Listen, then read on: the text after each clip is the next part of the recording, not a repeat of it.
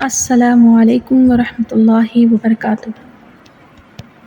قرآن مجید میں اللہ تعالیٰ ارشاد فرماتے ہیں، کوئی بھلائی جو تمہیں پہنچے وہ اللہ کی طرف سے ہے، اور کوئی برائی جو تمہیں پہنچے وہ تمہارے نفس کی طرف سے ہے۔ سامعین اکرام، ہمارے معاشرے میں بہت سی غلط فہمیاں، تہمات عام ہیں۔ بہت ساری بدعات ایسی ہیں جن کو اسلامی رنگ دے کے لوگوں کے سامنے پیش کیا جاتا ہے، اور لوگ اس کے کرنے میں، اس پہ عمل کرنے میں خود پہ بڑا فخر کرتے ہیں کہ ہم تو اسلامکلی کوئی کام کر رہے ہیں۔ ان تمام چیزوں کی اصلاح ہمارے لیے بہت ضروری ہے کہ ہم جان سکیں کہ کیا چیز اسلام کے ساتھ ہے اور کیا چیز لوگوں کی خود بنائی ہوئی ہے،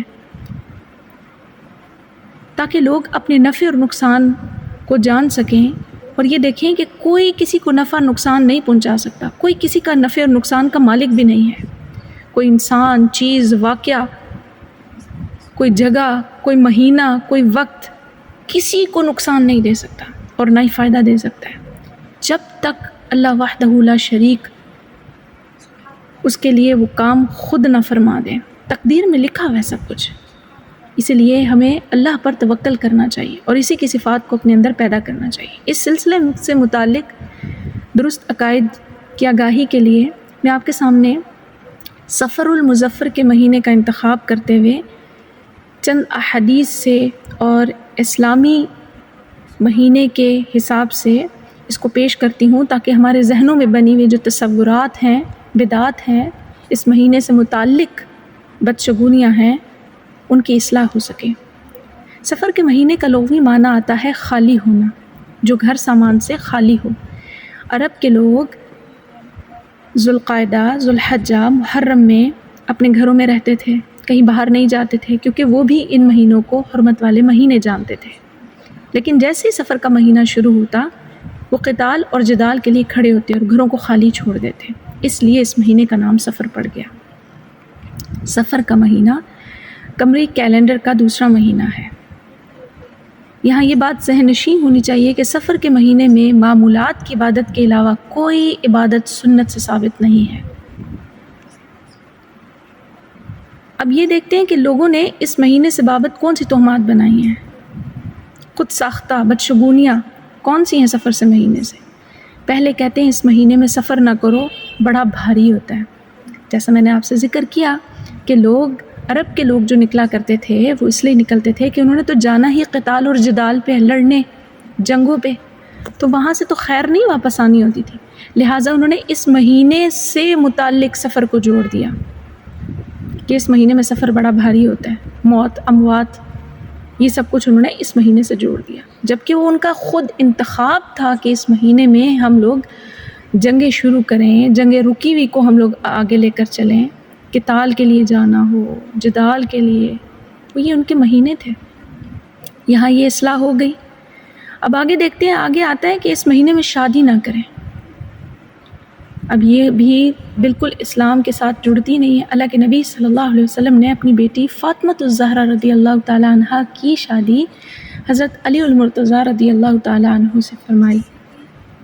لیکن شادی کتنی کامیاب ہے اور اولاد کتنی کامیاب ہے۔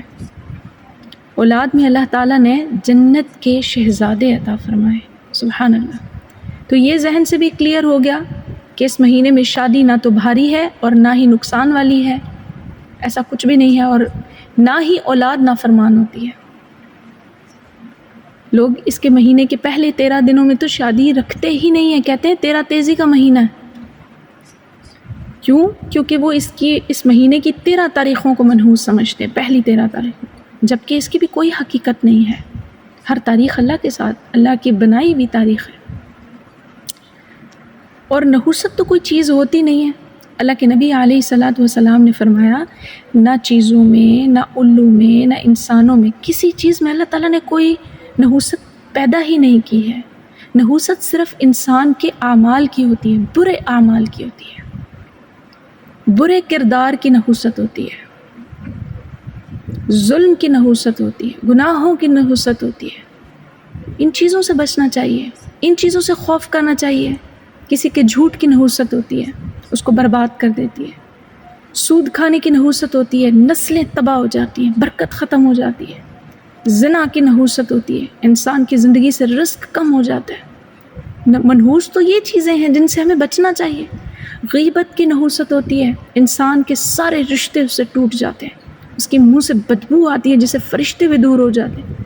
نحوست تو ان چیزوں میں ہے، تاریخوں میں اور چیزوں میں تو نہیں ہے، وہ تو گناہوں کے اندر اللہ نے رکھی ہے۔ ہمیں اس سے بچنے کے لیے کوشش کرنی چاہیے۔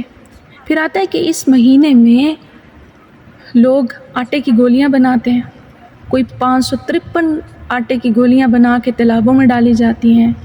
کیا کہتے ہیں؟ کہتے ہیں اس سے بلائیں ٹل جائیں گی، رزق میں ترقی ہوگی۔ تو رزق تو اللہ عطا فرمائے گا، کیونکہ آپ نے بھوکے لوگوں کو یا تالاب میں پڑی ہوئی مچھلیوں کو کھانا کھلایا، لیکن اس کو خاص سفر سے جوڑ لینا یہ کہیں کی عقل نہیں ہے۔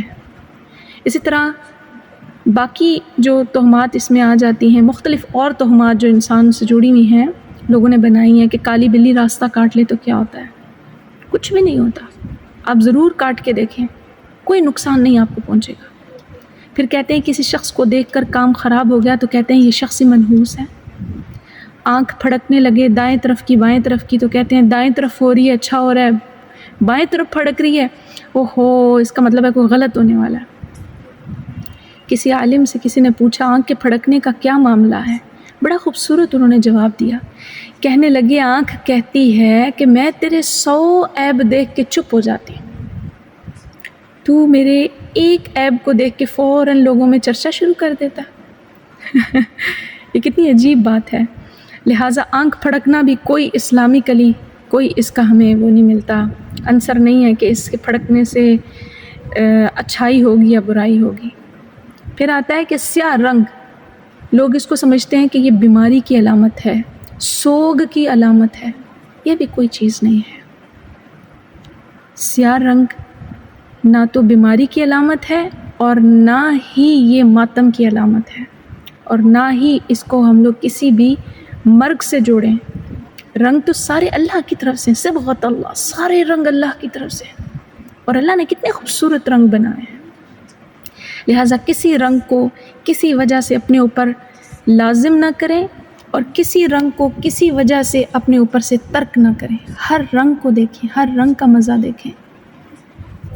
آپ علیہ الصلوۃ والسلام نے فرمایا بدشگونی شرک ہے، بدشگونی شرک ہے، 3 بار کہا، اور ہم میں سے کوئی ایسا نہیں مگر اسے وہم ہو جاتا ہے، لیکن اللہ توکل کی وجہ سے اس کو دور کر دیتا ہے۔ یہ وہم ایسی چیز ہے کہ انسان صرف اپنے گمان کے حساب سے چلتا ہے، سوچتا ہے ایسے ایسے ایسے ایسے کوئی چیز ہے، اور وہ چیز کو اپنے گمان کو اتنا پختہ کر لیتا ہے معاملات میں کہ کہتا ہے بس ایسے ہی ہوا جیسا میں نے سوچا، کیونکہ اس کا گمان اتنا اسٹرانگ ہو جاتا ہے۔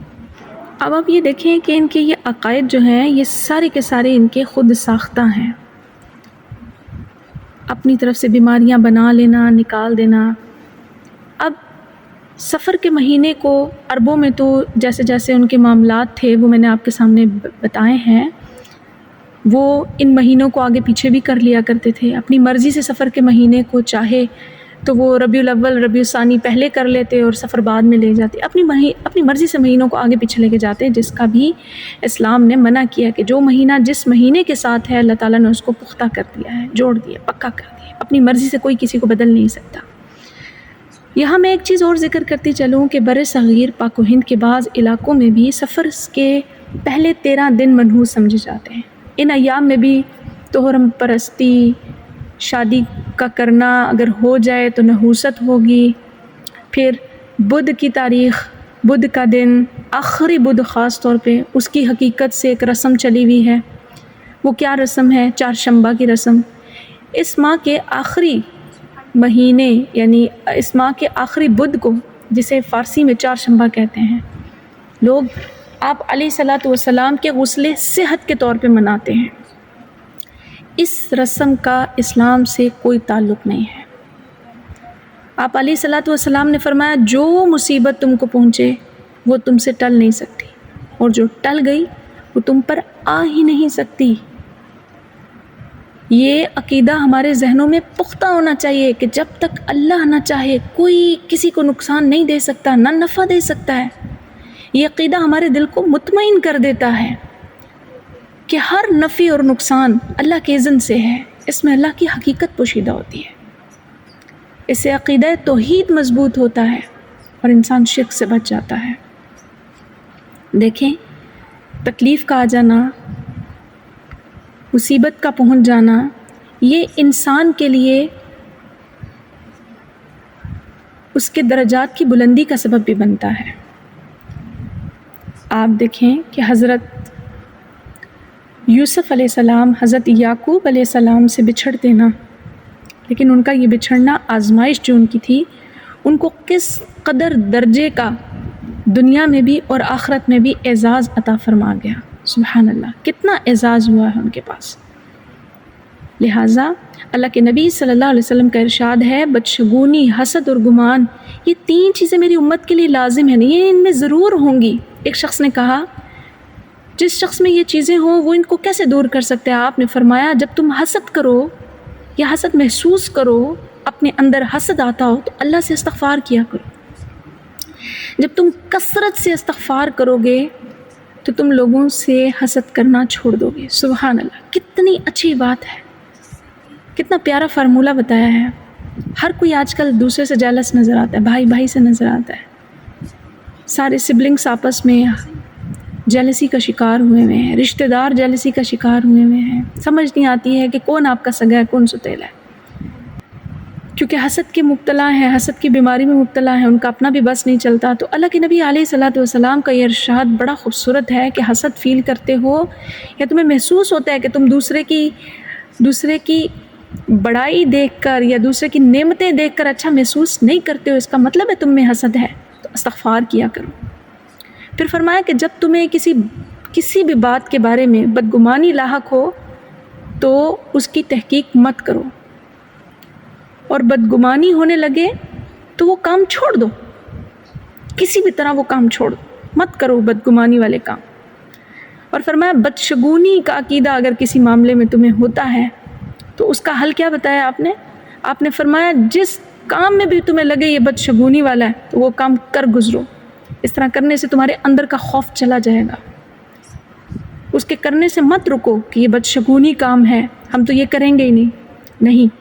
اپنے ذہنوں میں عقیدہ توحید کو پختہ کیجئے، اور وہ اسی طرح سے آتا ہے کہ اگر انسان اپنی ہر اچھی بری تقدیر کو من جانب اللہ سمجھنا شروع کر دے۔ آپ علیہ الصلوۃ والسلام یہ دعا کیا کرتے تھے کہ اے اللہ، کوئی نہیں روک سکتا جو آپ عطا کریں، اور کوئی نہیں دے سکتا جو چیز آپ روک دیں، اور کوئی نہیں فائدہ دے سکتی کسی دولت مند کو آپ کے عذاب سے دولت۔